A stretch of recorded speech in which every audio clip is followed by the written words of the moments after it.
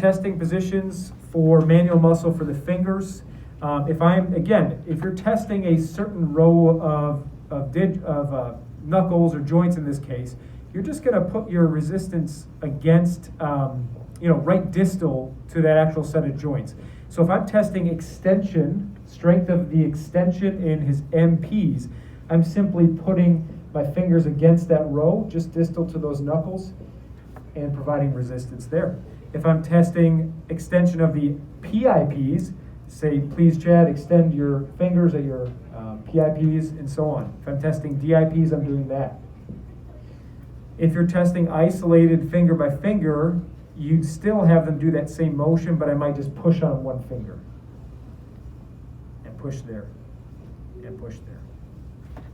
And that's it. So extension is just resisting extension, just distal to that joint. And then flexion is going to be pretty much the same. I will make one clarification. Well, actually, let me do this one first. So this one, your book says pretty well.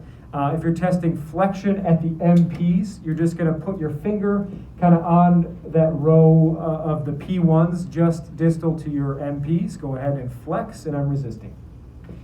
Your book combines PIP and DIP flexion. I don't like that. So if I'm truly testing PIP and DIP flexion, let's test the PIPs first. I'm only going to push on that P2 section of your finger, just distal between your PIP and DIP here.